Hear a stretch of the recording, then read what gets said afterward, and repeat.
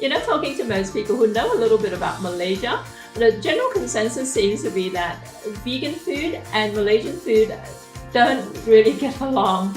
Now, I don't know if you know this about me, but back in the day, I used to produce a range of vegan Malaysian meals that were distributed by a popular vegan food chain here in Sydney. So even though I'm not personally vegan, I do know a little bit about vegan Malaysian recipes and also how to tweak the ones that aren't vegan so that they become vegan friendly. In this first episode of Street Food Journeys Malaysia Plant-Based Edition, we're going to show you how to rework a couple of Penang's iconic dishes, including Penang Char Kway Teow and Pasembur, so that they are vegan.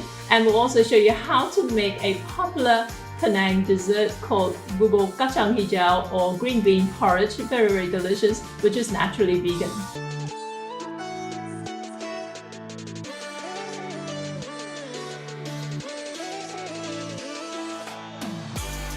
Penang Char Kway Teow, for those who don't know, it is a stir-fried rice noodle dish. The Penang version uses a narrow fresh rice noodle. Now, the sauce can be a number of different iterations. I'm going to show you some of these ingredients. Cooking caramel, this is what it looks like. It's actually like a thick, dark soy sauce. So light soy sauce. My char kway teow contains chicken stock granules, and when I make the vegan version, I use mushroom seasoning, okay, which is basically the vegetarian version of chicken granules. If you can't get a hold of it, just get your favorite vegetarian like stock powder or stock cube, okay. So that's that.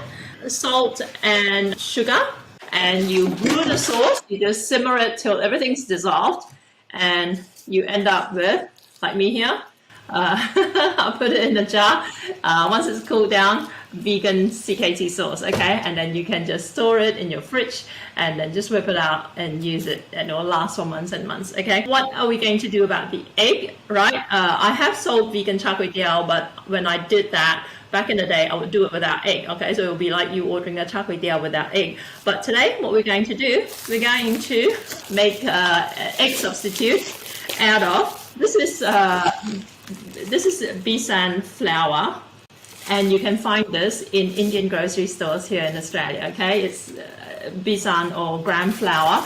The other thing we want is cornstarch, okay? You can use cornstarch, you can use potato starch, you can use tapioca starch. These two combined, we're going to make like an eggy effect in your char kway teow, okay?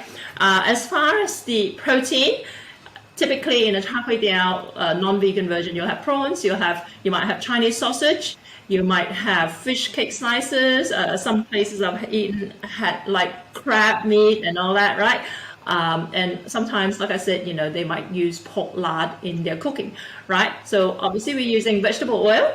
And as far as the protein, I have some mushrooms here.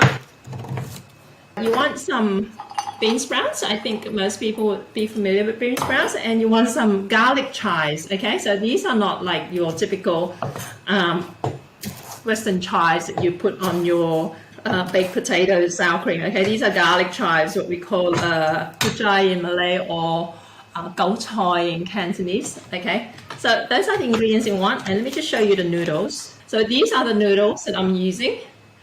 Like I said, here in Australia, depending on which part of Australia, in a pretty metro area like I am here in Sydney, you should be able to find these noodles. They're more opaque than the type of noodle used in Penang Char Kway Teow, but they're not bad, right?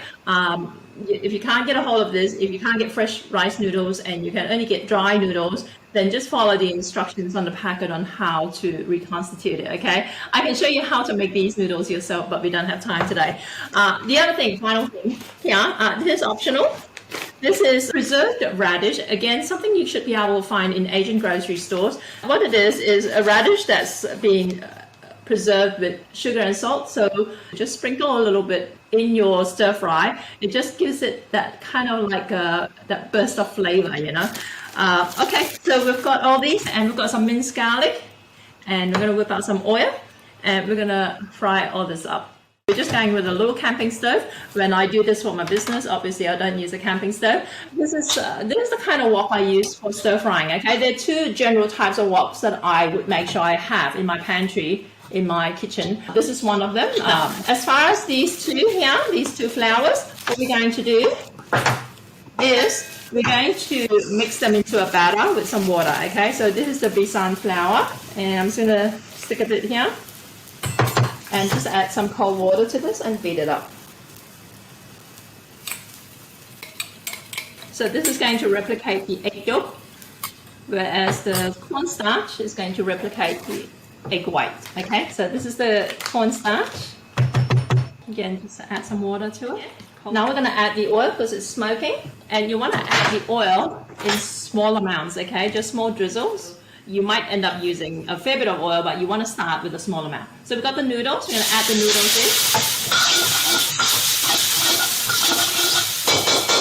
in. Okay, and then you're going to play it, by feel how much oil to add in. Okay, and when you want to add it around the perimeter. Okay, let's throw in the garlic.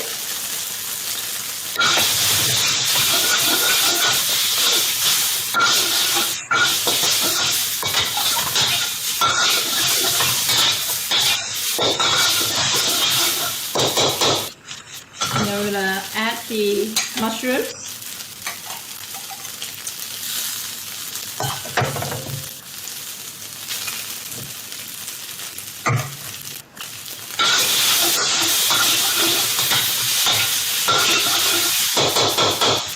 Now we're going to add the sauce, and just like with the oil, you want to add the sauce in small amounts. If you end up adding too much all at once, you're going to end up drowning the noodles and bringing down the temperature of the wok, and you'll end up braising the noodles. Okay, you don't want that.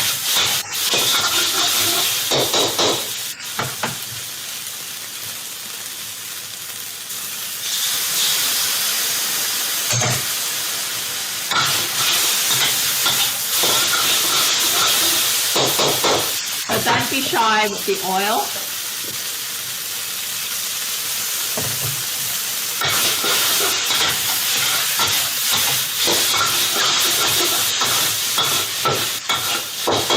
What you want to do now is you want to just add more oil, and after you shove the noodles and everything else to one side, and we're going to throw in the besan batter. Okay, I don't know if you can see how it's just starting to set. Okay, and then move the noodles back over that. Don't stir it yet. Okay, I'm going to add the cornstarch.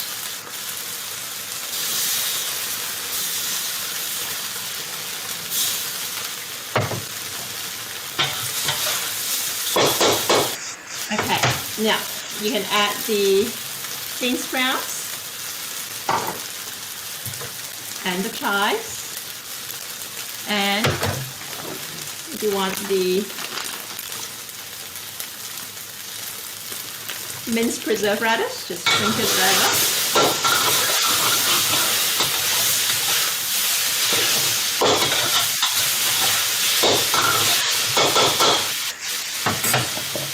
Add a bit more oil if you like. And there you go.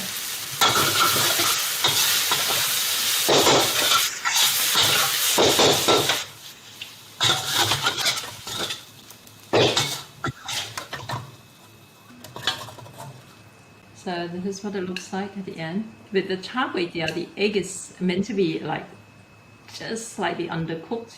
That's what the starch helps to create in terms of the effect. So there you go. Give it a shot. Let me know how it turns out. If you want the recipe, make sure you sign up. MalaysianChefs.com/streetfoodjourneys, and I'll send out the recipe to you. There's going to be an e-magazine with all our vegan recipes that's going to be coming out with this series. So make sure you don't miss it, okay?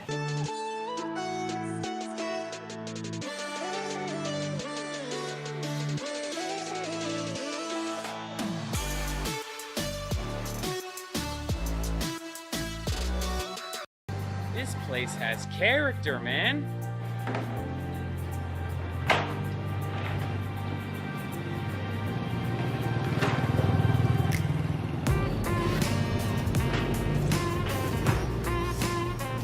put it this way. Kuala Lumpur is modern, and there's some beauty in that too. But Penang, it's like every building looks completely different.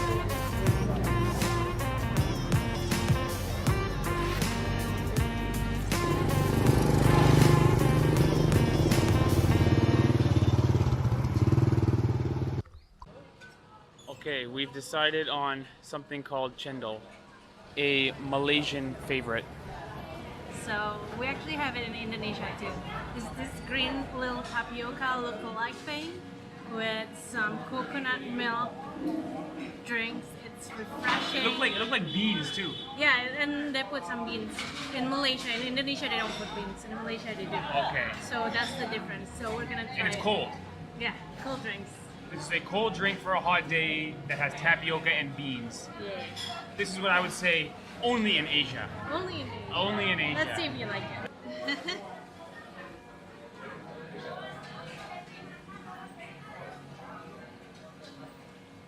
Tastes like beans. Tastes like beans. It's not bad. It doesn't taste bad. It's just like cold, sugary beans. Let me try again. It's not bad. It's actually not bad.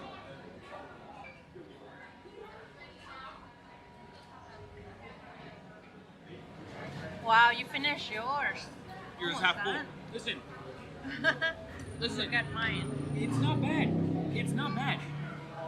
I'm realizing it's so sweet. It's like full of sugar. And it's ice cold. It's kind of nice. The beans are kind of weird, but you asked me earlier, would I have this again? Maybe. I can see myself on a hot day saying, man, I'd go over some ice cendol. I tell you what, Yeah, it's not bad. I like ice cendol.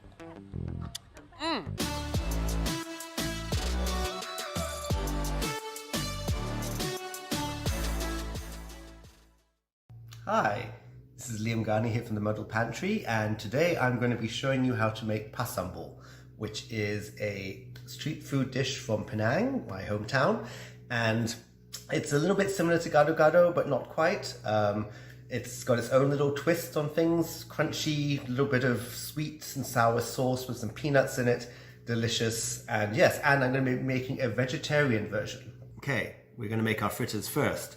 To do this, you're going to need some self-raising flour, a little bit of water, salt and pepper, a little bit of plain oil, and ordinarily you would use some prawn meat to add to this. However, because we're making a vegetarian version, we're going to be using some mushrooms instead. If you're not big on mushrooms, don't worry about it, you can just leave it out. So all we're going to do is we're just going to mix all this together and then we're going to deep fry it. Okay, so I've mixed up my batter for our fritters. I've let it rest for about 10 minutes and now I'm going to deep fry it. So this is exactly what I'm after. I'm looking for some nice little crispy bits and also a few larger pieces as well. So we're just going to fry this off until both sides are nice and brown and cooked through. So my fritters are almost done. They're lovely and crispy, they're light, and the best part is look at all these crispy bits. These will be the best bits. All these yummy crispy bits are going to add so much texture and flavor. Okay, so our fritters are done. Have a listen to this. Oh, so the next thing we're going to do is we are going to fry off some bean curd.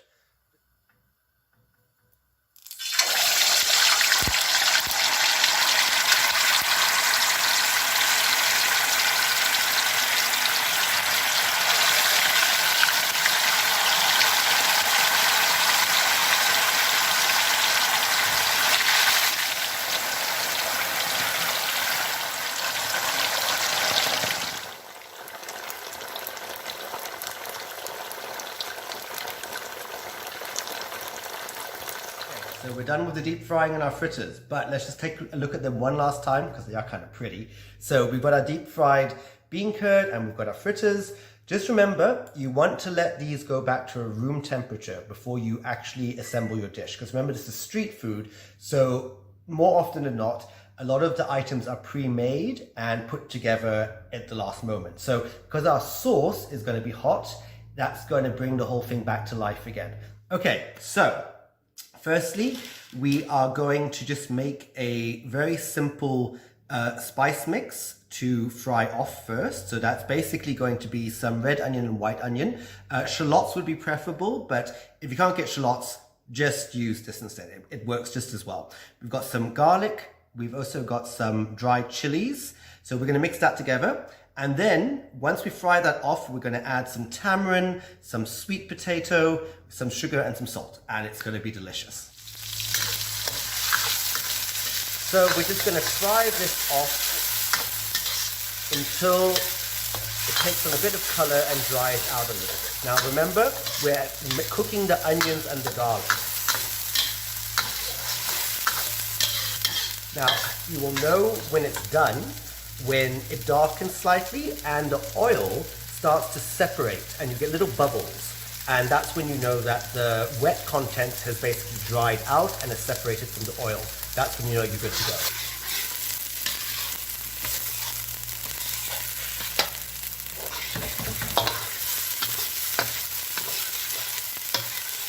Okay, so my spice paste is almost there.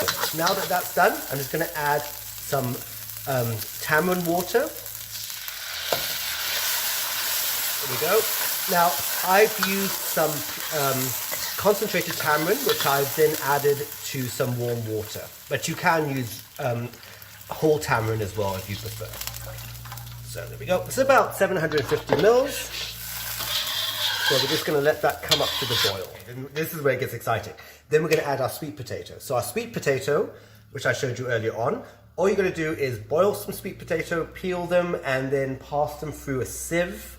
Or you can blend them if you like, but it does need to be quite fine. Now we're going to add our pureed sweet potato to this, which will of course thicken it up nicely and add a sweetness to it to counteract the tamarind, but of course we're adding a bit of sugar as well. You could always add a bit more sugar later on, so I'm just going to add half of my sugar for the moment. And then we're going to bring that back up to the boil, then reduce it to a simmer and let that cook for 30 minutes, and then the sauce is done. So, our vegetables. We have some blanched bean sprouts, we've got some cucumber, some egg, some boiled potato, and some iceberg lettuce. Now, you can obviously leave out the egg if you would like to make a vegan version of this. That would literally be the only ingredient you would have to alter to get a vegan treat out of this. There's also a few little toppings that you want to add as well. So, in here, roasted peanuts, some sesame seeds, and also a few fried shallots. So that's going to be our garnish that goes on top of it. Let's put it all together. Got a big, nice mixing bowl here for us. So we're just going to add all of that in. Oh, you know what? Let's just go for the whole lot. There we go. Then we're going to get some of our crunchy bits. And this is my favorite part. So you don't need a chopper, but you know, it kind of makes me feel slightly more enthusiastic. And oh, listen to that. Heaven. And then we've got some bean curd. Throw that all into the bowl. That's all in there. Give it a bit of a shake. That's our gravy simmering away. A couple of ladle spoons. Pour it over the top. And we're just gonna, it takes me right back home. Now obviously you don't have to mix this straight away. You can take it to the table and you can actually assemble it at the table if you'd like to.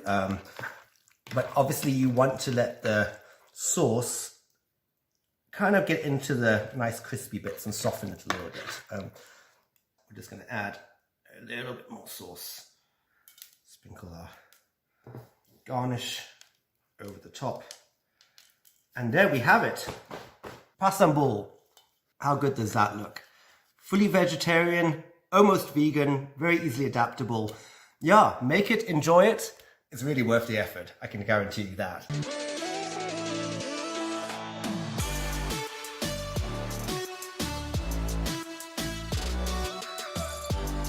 Bubur Kacang Hijau or green bean porridge is a sweet which can be served hot or cold, and the great thing about it is it's already vegan. You don't have to do anything to make it vegan. Okay, so first of all, we're just going to go through some of these pulses so you can tell the difference when you go looking for them. Now, this is the most common one. This is red beans, right? And as kids, we would know these as red beans, and these we would know as green beans because they look similar, but they're green. But their official name is actually mung beans. But if you're here in Australia and you see a lot of Thai desserts that mention mung bean, this is what they mean. Okay, so how is this different? The green bean, also known as mung bean, and the yellow mung bean, they're actually the same thing. So the yellow ones are the green bean with the skin off, right? So we are using this today. Now, what the recipes will call for you to do is to soak this overnight, for, till it's soft, and then you simmer it with water, sugar, pandan leaves usually, and pandan leaves, what I like to describe as Asian vanilla. And also, here's another ingredient that's very popular in Malaysian desserts. This is, and snacks as well, this is glutinous rice or sticky rice, right? And again, usually recipes will call for you to soak this overnight or soak it for a few hours. And my shortcut for this is to basically immerse it in boiled water, fresh from the kettle, and for 15 minutes, and then I just transfer it into a rice cooker and cook it per normal. Okay, so that's what I've done. And with the mung beans, what I usually do is pressure cook it. You can pressure cook it, you can slow cook it, just add water and then put on your pressure cooker and pressure cook it till it's soft. And with a lot of these desserts, you would actually want some coconut cream or coconut milk. And with this particular recipe, we're going to have the coconut cream in the porridge itself and also separately as a topping. The coconut cream for the topping, what you want to do is just heat up some coconut cream in a saucepan, and then you're going to just add a pinch of salt. This is important because that just helps to bring out the sweetness in the overall dish, right? So this is after you've simmered it with a pinch of salt, and the salt dissolves, come to a boil, you can transfer it out and set it aside and use it as a topping. So let's have a look. This is skipping the whole soaking for 8-hour process. I just threw it in the pressure cooker, pressure cooked it for about 20 minutes, 25 minutes, right? And same with the rice, skipping the soaking process, kind of. I soaked it for 15 minutes in boiling water, and then just transferred it into the rice cooker and added more water and pinch of salt, and voila. So this is your sticky rice. And now what we want to do with this is we're going to cook it. So it's got some water. I'm going to add more water to this. More water. If you like, you can add some of the sticky rice in here, or you can serve the sticky rice separately, or you can do a bit of both, right? So let's add a bit of sticky rice here. Just kind of helps to balance out the texture of this sweet broth so that it's not all beans.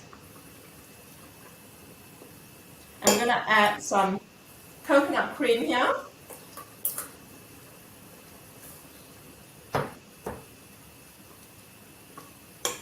And pandan leaves, if you're using whole leaves, you would just crush it a bit, tie it into a knot and chuck it in.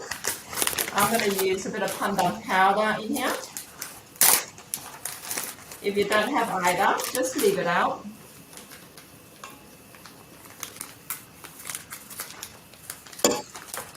And I'm going to add a bit of salt and lots of sugar. So, pinch of salt.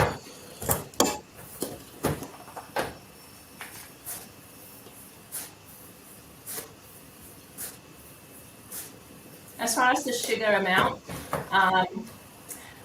it's a little bit arbitrary, depending on, like, I think the Chinese generally like to be a little bit more light-handed with the sugar, right?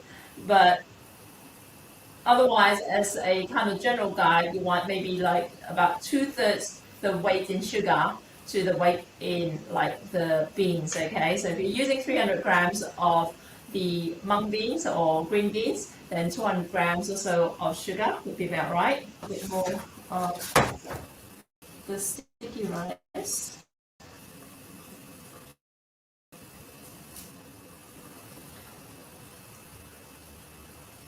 So this usually takes hours and hours to do, all right? Because like I said, you want to pre-soak the beans for hours, and then you want to simmer it on the stove, and then add the sticky rice, and then simmer it for longer. But because I'm using a pressure cooker, I'll just shortcut a lot of things here. Let's taste test this.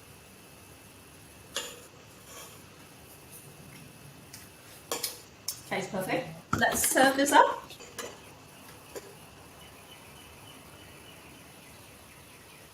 So you've got the bowl here. This is good to go as is, but how it's often served in Penang, apparently, is with a dollop of sticky rice on top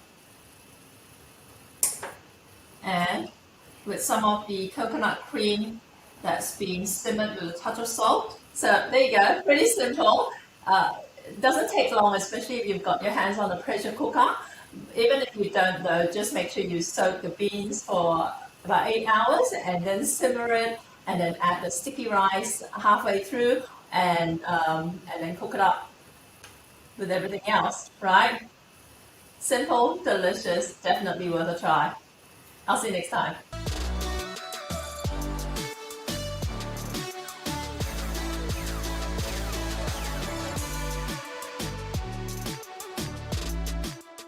So, first impressions of Penang. What do you say? Thumbs up, thumbs down, thumbs in the middle? Thumbs up. All Wow. the food has been really good. The food's been really great. To be fair, the food in all of Malaysia is really great. It's nice. In KL, you see tourists. In Penang, you see backpackers. Yeah, you're right. Right? Dreadlocks, couple tattoos, sunburn, walking slow. This is a backpacker's place. I've had a good time so far.